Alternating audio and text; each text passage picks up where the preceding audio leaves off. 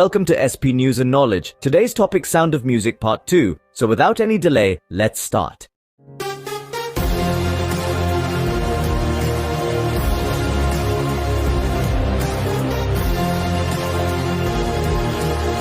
Imagine the crack of dawn on August 15, 1947, as India awakened to its first breath of independence.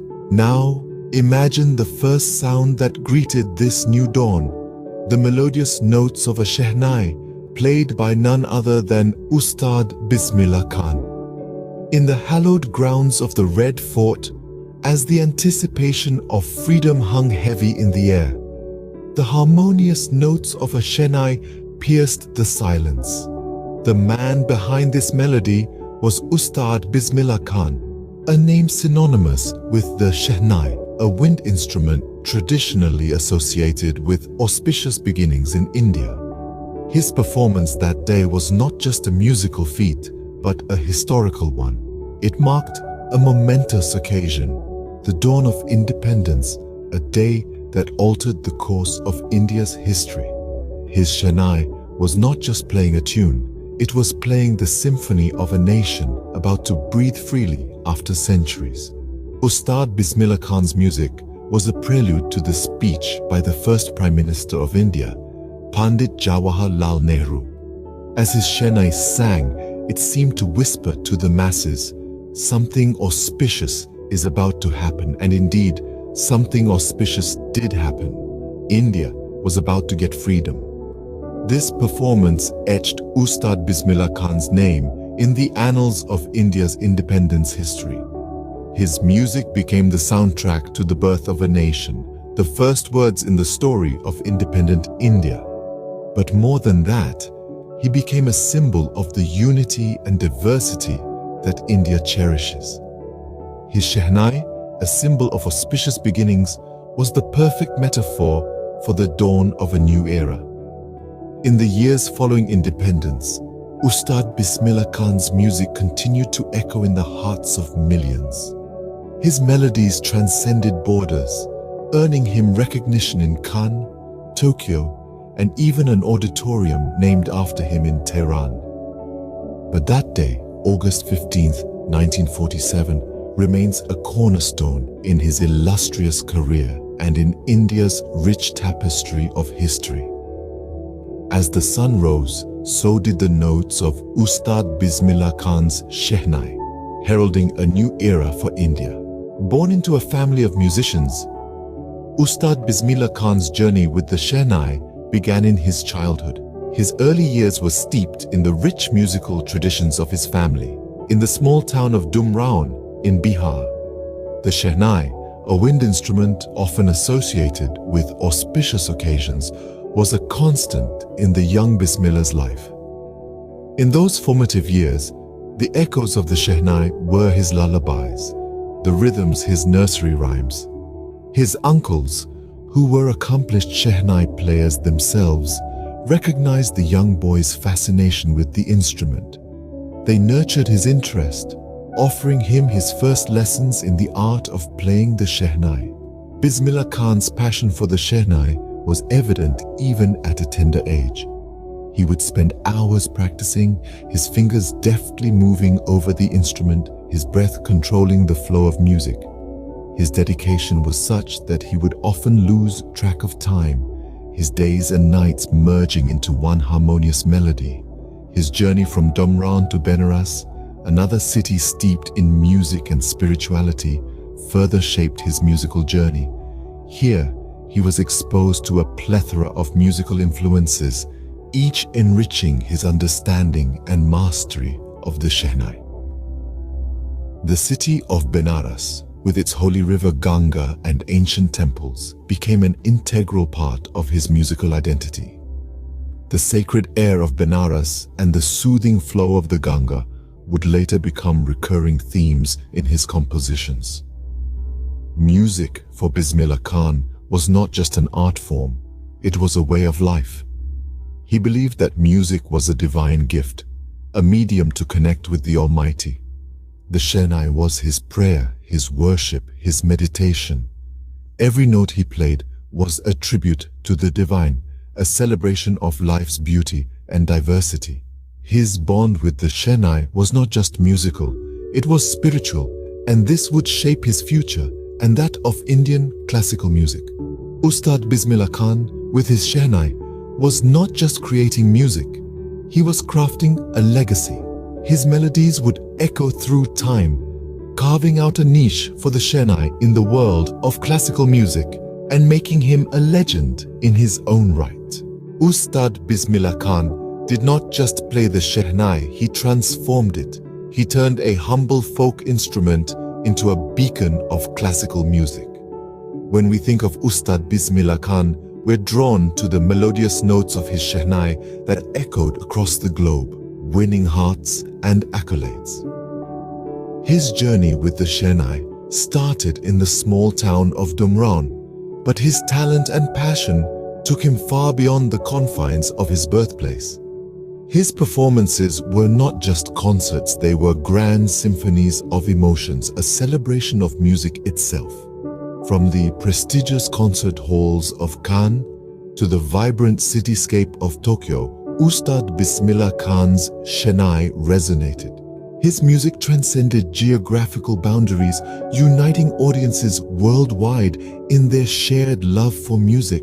His stellar performances and his dedication to his craft won him international recognition. But it wasn't just the world that recognized his talent. His homeland, India, honored him with the Bharat Ratna, the highest civilian award, a testament to his contribution to Indian classical music. Yet his global recognition did not end there.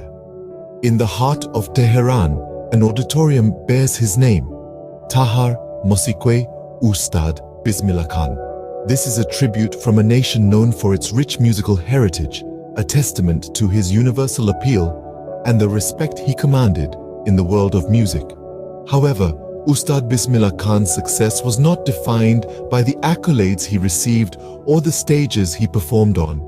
His true achievement lay in the legacy he left behind.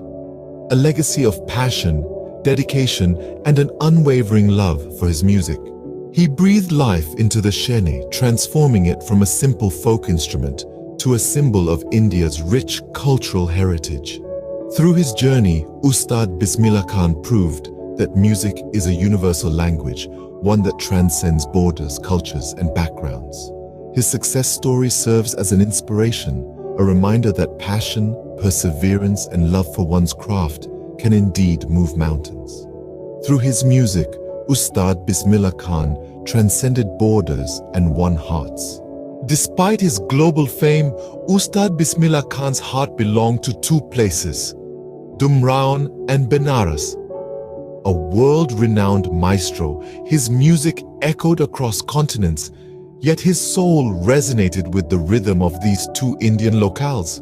Ustad Bismillah Khan was not just born in Dumraon, it was the place where his musical journey began.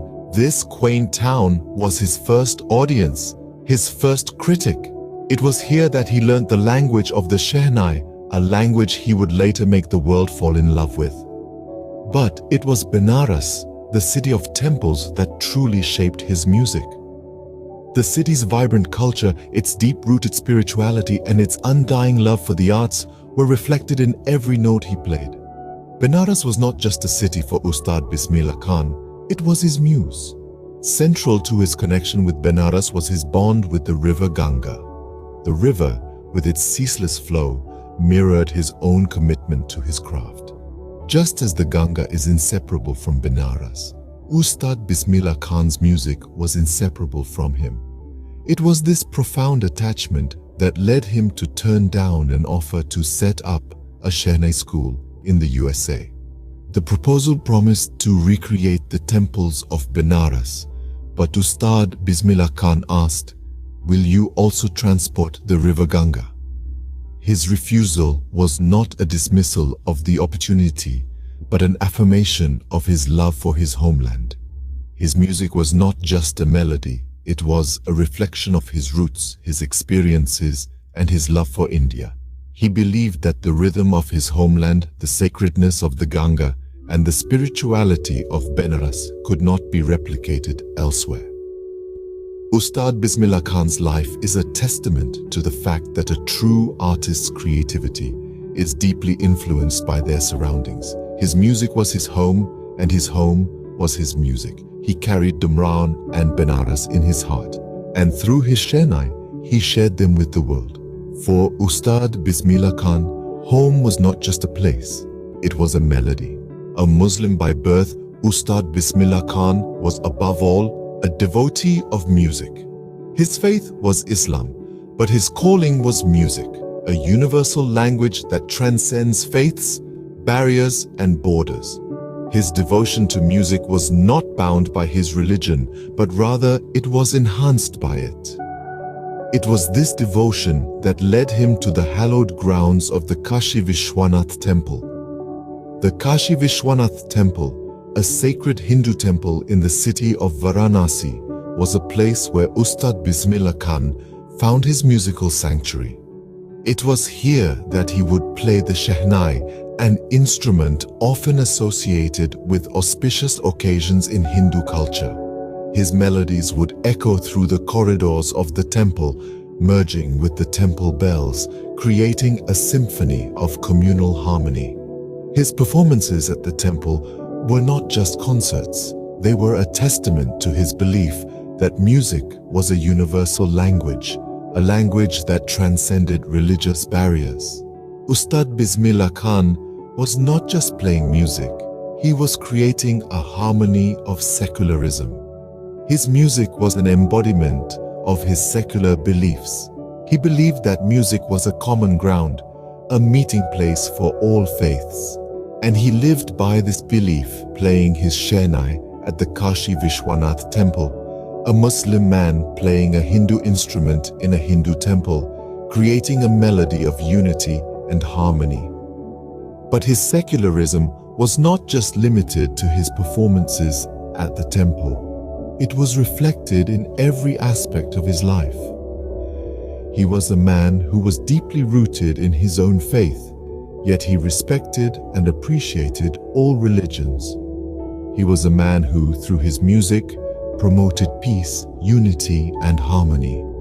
In the end, Ustad Bismillah Khan was not just a musician or a legend, he was the symphony of a truly secular India. His life and his music were a testament to the fact that music transcends religious barriers, and that in the end, it is the harmony of love and respect for all faiths that creates a truly secular society.